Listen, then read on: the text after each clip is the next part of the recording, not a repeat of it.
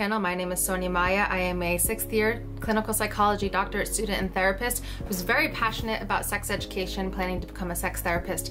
And something that I'm very passionate about is talking about hormones and how hormones impact our ability to maintain and build healthy relationships.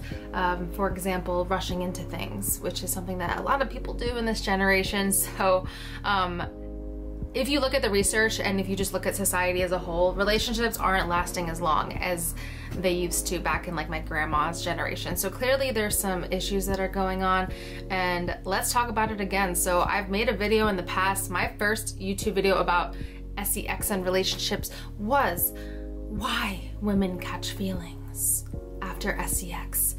So I want to get back into that topic. That video has 50,000 views, which is a lot for me on YouTube actually. So clearly this is a relevant topic to a lot of people. So I want to talk about 3 reasons that people tend to catch feelings for the wrong person and stay in unhealthy relationships. I don't know why 3 is desirable to me in terms of putting things in 3s, but it just makes sense. So little disclaimer too, the research that I look at tends to look mostly at heterosexual relationships. However, I'm doing my best to look more into LGBTQ plus relationships in terms of relevancy with hormones. It's hard for me to find, but bottom line, we all have hormones, they all get released, and we all tend to have issues in our relationship. A lot of the things I'm talking about in this video can be applied to all individuals, not just women who release more oxytocin, if that makes sense. So I just wanted to put that disclaimer out because a lot of the research is based on hormones with heterosexual individuals, but I try to be as inclusive as possible when it comes to talking about sex. Number 1, let's talk about hormones, little review. So when 2 individuals have sex, there are hormones that get released: serotonin, oxytocin, and vasopressin. These are all really good feel-good hormones. Oxytocin is like the big one in a sense. So that is a hormone that gets released when you're cuddling, when a woman is breastfeeding their young one. The thing with oxytocin is that with women, it skyrockets, and it pretty much like during any kind of like kissing, intimacy, sexual relationship, the oxytocin really flows like the whole time. Research shows that for men, oxytocin gets released from climax, from orgasm. And for women, it skyrockets during orgasm too, but the thing is, this is the love and trust hormone. When hormones get released really strongly for anybody, right? Certain things happen in your brain. Like, yeah, you're gonna feel good, but the part of your brain that is responsible for fear, amygdala, the part of your brain that is responsible for logic diminishes in a sense, kind of temporarily, that gets blocked. So let's say you go on a date with somebody and you're really attracted to them, but maybe they're like, I don't really know what I'm doing with my life, blah, blah, blah, blah, blah. You're like, okay, this person isn't checking off my boxes at all. You have these like standards you set for yourself, and then maybe you rush into the sack because you haven't gotten laid for a while. Relatable, I understand. Then what happens? The D was really good, and all of a sudden you're thinking about them more than you logically should, because maybe they don't meet your standard. So this happens a lot for women in this generation. Of course, it could happen for men too. There's a lot of people in this generation that take advantage of that, the whole F-boy thing, you know. A lot of people on TikTok talk about how it's like all F-boys on Tinder and these dating apps. And, you know, I can't even disagree. It's just like this very annoying cycle of like, woman and man meet, woman feels like, ooh, this guy's attractive, rushes into things, skips over intellectual bond, has sex, and then all of a sudden feels attached, and then feels like, oh my god, why are they ghosting me? Why are they leaving me on red? What's wrong with me? Sound familiar? So a lot of people struggle with this, and you know, I posted about it on TikTok before. A lot of the time we have this desire to feel desired, right? So somebody who gives us a lot of attention and then takes it away becomes addicting. So we kind of fall in love with this like idea of wanting to be accepted by somebody, to the point where like if somebody neglects that attention they were giving us, we feel this like loss, and we feel like this, you know, am I unworthy of love? All of these like really messed up ruminating thoughts come about, intrusive thoughts, but really maybe you don't even like that person. Maybe it's just the hormones. Maybe it's the desire. You're missing the hormones. You're missing the feeling of being with that person. Is it really a person? you start to realize later when the hormones wear off that it's not really them, it's how you felt. So oxytocin gets released after you have sex. Oxytocin gets released from any kind of intimacy connection, right? Men have higher testosterone. Testosterone has been shown to block oxytocin release, so men are less vulnerable to this. For women, oxytocin is kind of always fluctuating. Estrogen, which is higher among women, maximizes oxytocin. So there was a moment where I mentioned about like 7.5 minutes into that video when I first talked about this topic about catching feelings for the wrong person. It's this debate on like, should we have sex on the first date? Or should we have sex quickly or not? In my first video I made about this, I was like, oh yeah, no, I think it should be fine sometimes. In the second video I made about this, I was like, I've changed my mind. I think that we should wait. I still don't really have like a stance on it. It's still very controversial for me. I would say that if I had to choose a stance right now, I would say don't have sex right away because of like not only STDs and that kind of thing, like the physiological reasons why you shouldn't rush into sex with somebody, but just knowing that you can catch feelings very easily and the fear part of brain gets shut down. If somebody has bad intentions, or if they don't actually like you that much, but then they're like, oh, this person will have sex with me, so I'm gonna keep them around, you know, rude. That kind of starts the whole cycle I was talking about with like the inconsistent relationship that, you know, can be very emotionally draining for a lot of people. In my opinion, if you avoid having sex quickly, you can avoid that whole situation from happening. But please let me know in the comments what you think about that. I mean, like I've said before, my grandma would agree. My grandma used to like go on dates with a lot of different individuals and never even let them like touch her or kiss, right? She like went on a date for like weeks, just holding hands with my granddad before they even kissed, like type of thing. Like there was this very big emphasis in her generation and in her culture that time to intellectually bond. And these days in 2022, it's a lot more like, I'm all about, you know, empowerment and sexual liberation. That's great.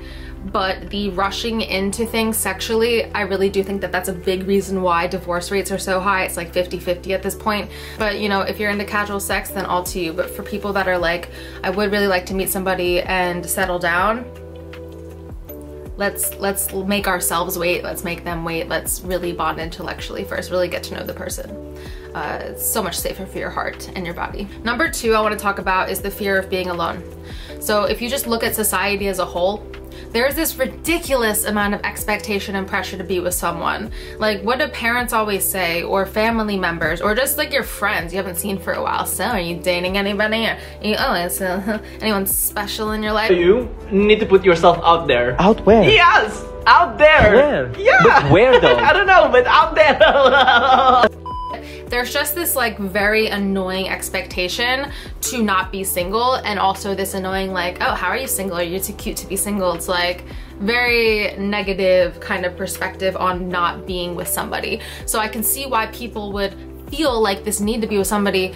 I strongly believe that people that are in a relationship with somebody that isn't good for them, they might be like, oh, what if I don't find anybody else?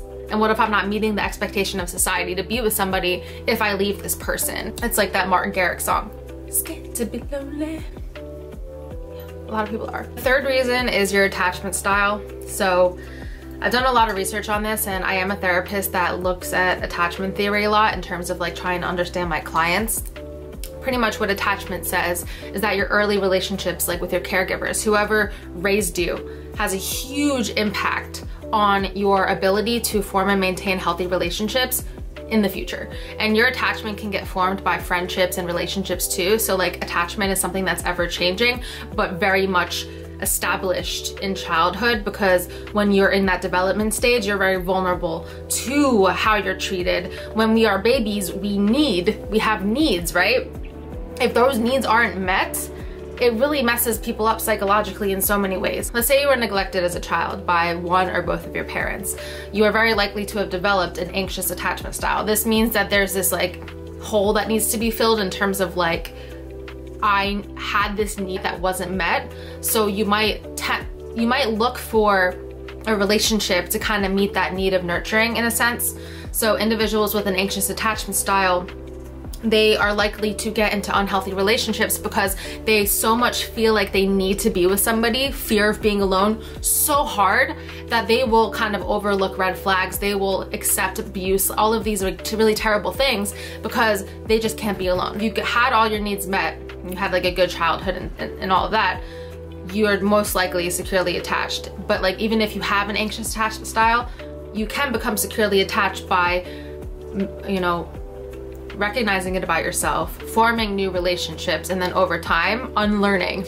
So in society, we have so much learning and unlearning to do. It is insane. Overall, knowing all of these things that I talked about in this video is what protects people. People constantly comment on my videos, okay, yeah, like I feel attached to this person, I feel like I really need attention from this person, but how do I fix it? How do I stop catching feelings? How do I stop this from happening? You're already doing the work by watching these kinds of videos. Understanding your psychology of dating, understanding your psychology of why you catch feelings, that is the first step.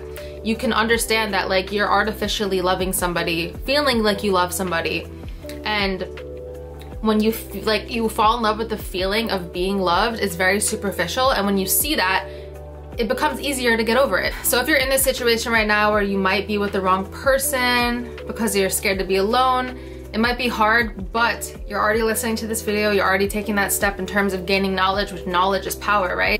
Share this knowledge with your friends and family, because instead of pressuring people to be with somebody, instead of being like, oh, how are you still single? Or, oh, like, have you met that special person yet? Because, oh, I'm expecting you to. Instead of putting that pressure on people that we love to meet the societal expectation, how about we spread the knowledge on how to avoid the wrong relationships? Because individuals who are single, who can find themselves being like empowered and being single, are a lot happier than people that are in bad relationships, abusive relationships, and that's just a fact by psychology.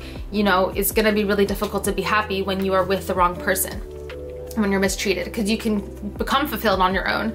And that's something that I'm still working on. There's so many ways that you can improve your confidence and self-worth and empowerment without being with anybody, because we don't need to be with somebody. We really don't. I mean, of course it's great to meet the right person, but they all, you know, I always think about it like you have to be whole, and then another person can be an addition. You can't just be like, oh, I'm one half and I need my other half. The whole other half thing is like, no, because like then you think, oh, if they're not good for you, then I'm half of a person. Like, no, you're a whole person, okay? There's so much unlearning we have to do with society, whether it's, you know, we need to be with somebody, unlearn. Male podcasts. Oh, excuse me, something's in my throat. alpha male podcasts. Whew, wow, okay. So please comment your thoughts below on if you think people should rush into sex, if that's okay. Or should we just completely throw it out the window and get to know people, bond intellectually? I think you already know what side I'm on right now, because after a lot of like self-reflection and research, I think that we should bond intellectually. So don't forget to like and subscribe and turn on bell notifications. I will be trying to post more as much as I can. I am in my full-time internship right now, so I'm very busy. But I do post on Instagram and TikTok very often. Lots of sex facts, lots of bartender skits and other silly stuff, reminiscing millennial comedy skits. So if that's something that you might be into, then check it out. Thank you so much for watching, and I'll see you in the next video.